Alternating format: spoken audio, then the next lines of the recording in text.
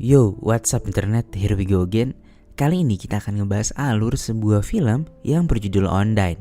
Dirilis pada tahun 2009, film ini menceritakan tentang seorang nelayan yang secara tak sengaja menemukan wanita misterius di dalam jaring ikannya. Diduga wanita cantik yang baru ditemuinya itu adalah jelmaan Selkie atau semacam duyung versi Irlandia gitu cuy. So, tanpa berlama-lama lagi langsung aja kita masuk ke dalam alur ceritanya.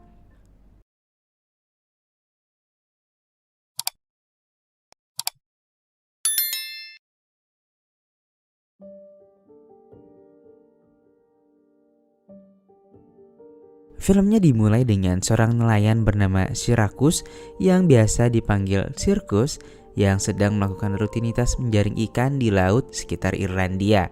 Niat hati ingin menangkap ikan, kali ini jaring Syracuse terasa cukup berat dan setelah dilihat ternyata terdapat seorang wanita cantik yang berada di jaringnya.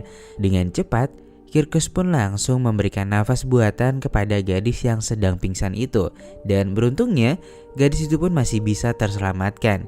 Gadis itu pun linglung dengan dirinya sendiri dan bertanya-tanya kenapa dia masih hidup dan juga kenapa dia berada di sana. Karena gadis itu sebenarnya udah yakin banget kalau dia bakalan modar sebelumnya. Lalu Kirkus pun akhirnya membawa ke dalam kapalnya agar lebih hangat dan menyarankan kepada gadis itu untuk diantarkan ke rumah sakit. Gadis itu pun bersikeras menolak dengan nada yang cukup keras kalau dia tak membutuhkan hal tersebut. Kirkus pun bertanya siapa namanya dan dari mana asalnya. Namun gadis itu mengaku bahwa dia tak mengingat nama dan juga asalnya. Dan akhirnya Kirkus pun memperkenalkan dirinya sendiri tanpa diminta. Kirkus lagi-lagi menawarkan kepada gadis itu untuk pergi ke dokter karena melihat kondisinya yang begitu pucat. Namun gadis itu tetap menolak dan mengancam akan melompat dari kapalnya jika terus menawarinya pergi ke dokter. Kirkus pun akhirnya menuruti maunya si gadis itu.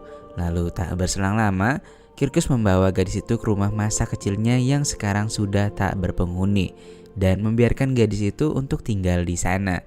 Lalu dia pun pergi menemui putrinya yang bernama Amy yang saat ini tinggal di rumah mantan istrinya yang bernama Maura. Lalu Kirkus mengantarkan anaknya untuk cuci darah karena anaknya menderita penyakit gagal ginjal, dan sembari menunggunya dia pun berdongeng kepada anaknya bahwa dahulu kala terdapat seorang nelayan yang menemukan seorang gadis cantik di jaringnya. Amy pun menebak apakah itu Selkie. Nah, by the way, Selkie itu adalah makhluk mitologi yang ditemukan di pesisir Irlandia. Semacam duyung tapi versi anjing laut gitu cuy. Setelahnya, suster di rumah sakit itu menghadiahi Amy sebuah kursi roda otomatis yang sudah lama diinginkannya. Amy pun sangat senang mendapatkan hadiah tersebut. Mereka pun kembali ke rumah Maura dan mendapati terdapat Alex yang merupakan pacar Maura di rumahnya. Lalu Maura mengatakan bahwa Kirkus harus segera melakukan operasi kepada Amy untuk mentransplantasikan ginjalnya. Namun ya karena dilanda kemiskinan dan belum memiliki uang, Kirkus akhirnya menghiraukan pernyataan Maura tersebut. Keesokan harinya Kirkus pun kembali menemui gadis misterius yang kemarin ditemuinya, yang saat itu tengah main air di sungai.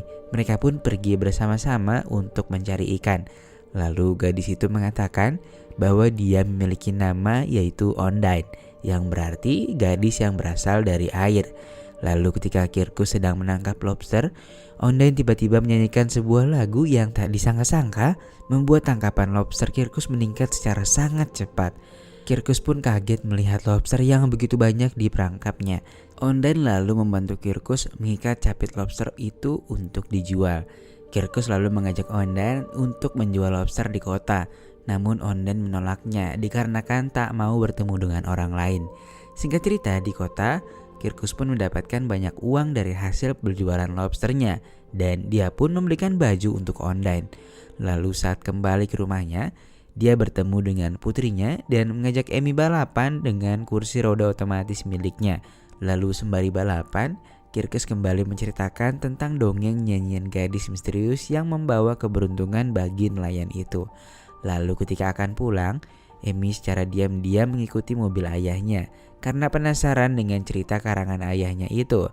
Di sisi lain, Kirkus memberikan baju yang baru saja dibelinya kepada Ondine, dan Ondine pun memberikan sedikit kecupan kepada Kirkus. Onden kemudian mengajak Kirkus untuk membersihkan rumah orang tuanya karena berniat akan tinggal lebih lama di sana. Sementara itu, Emi pun melihat pergerakan ayahnya dari kejauhan.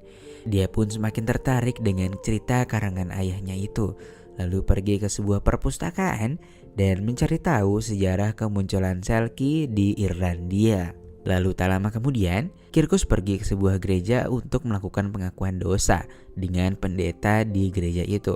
Lalu bercerita bahwa dia ingin mengambil kembali hak asuh anaknya dari mantan istrinya.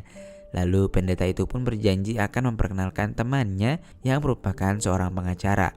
Kirkus juga bercerita bahwa dia belum lama ini menemukan seorang gadis cantik ketika sedang menjaring ikan. Pendeta itu pun mengatakan untuk terus mengupdate berita ini kepada dirinya. Sementara di sisi lain, Onden terlihat mulai sibuk merapikan rumah ibunya Kirkus agar lebih nyaman untuk ditinggali lebih lama. Esok harinya, Emi berkunjung ke rumah neneknya dan bertemu dengan Onden yang sedang berenang di depannya.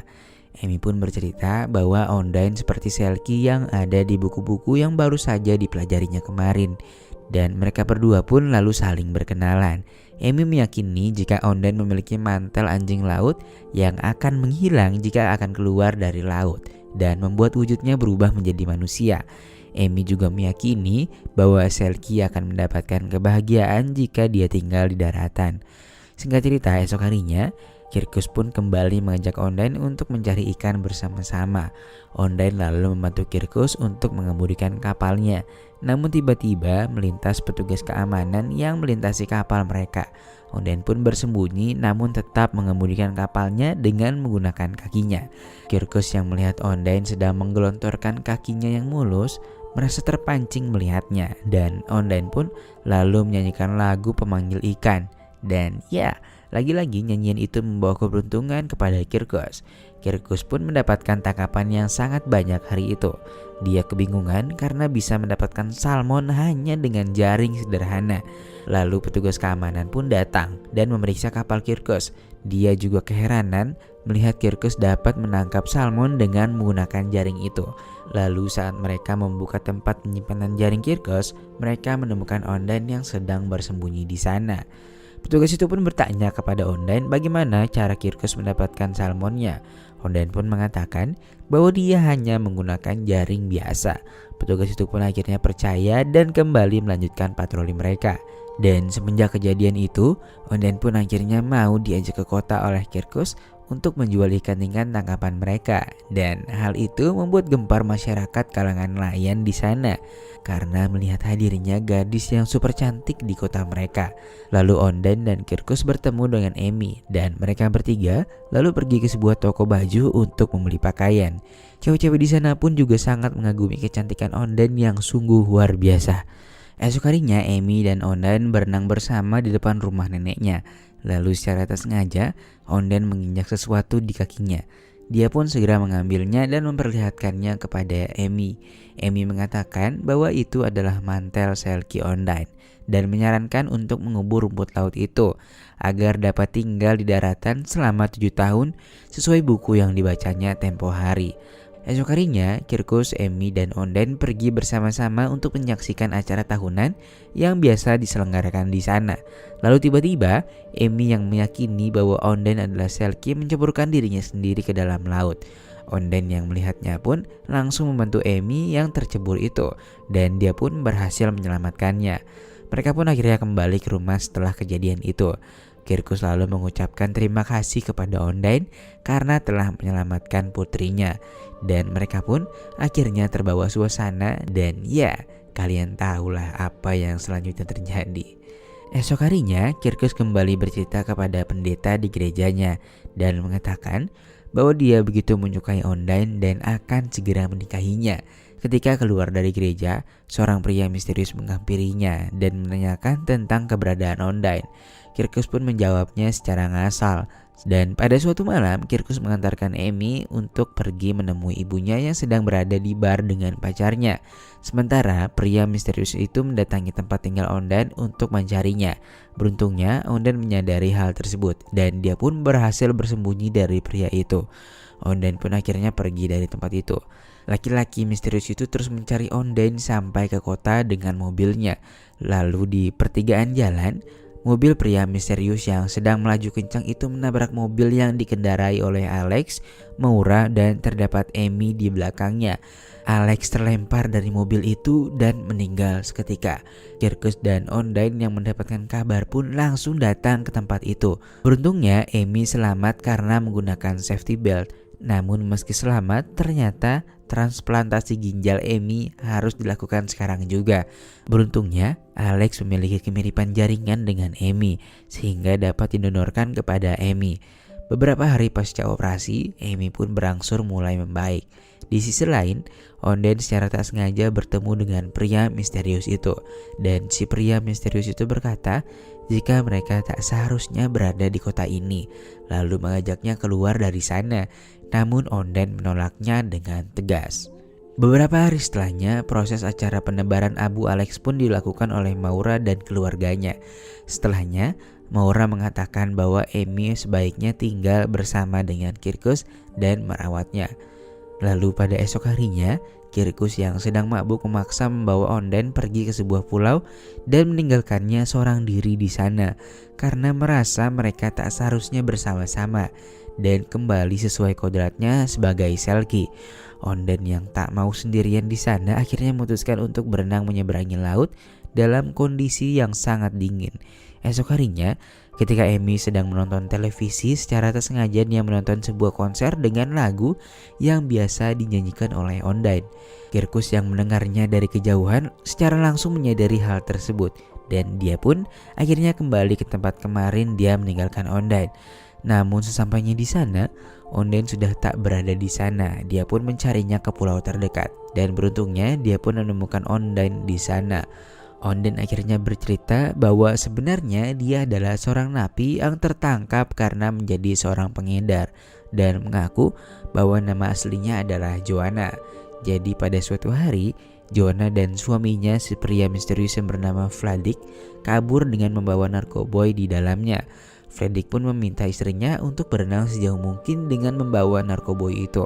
Namun karena Vladik gak bisa berenang, dia akhirnya pasrah di atas perahu karetnya. Sementara Joanna yang udah berenang cukup jauh merasa kelelahan hingga akhirnya dia pun gak sadar dan bertemu dengan Kirkus yang terperangkap di dalam jaringnya. Sesampainya di rumah, ternyata Vladik sudah berada di sana. Maksud kedatangannya untuk mencari narkoboy yang dibawanya tempo hari. Dia pun mengatakan bahwa meninggalkannya di suatu perangkap lobster, lalu menunjukkan tempat perangkap itu di laut. Ketika Vladik dan seorang temannya sedang menarik perangkap itu, Joanna secara sengaja membuat mereka berdua terjatuh ke dalam laut. Vladik yang dasarnya nggak bisa berenang terjebak oleh tali perangkap lobster itu dan dia pun akhirnya tenggelam. Lalu di akhir film kita akan diperlihatkan Kirkus dan Joanna yang akhirnya menikah dan bersama selamanya. Dan lalu film pun berakhir. Yap, inilah alur cerita dari film Ondain. Oke, sekian dulu pertemuan kita pada kali ini. Makasih banget buat kalian semua yang udah nonton filmnya sampai habis. Dan jangan lupa buat klik tombol subscribe supaya kalian gak ketinggalan video-video terbaru dari channel ini. Oke, see you.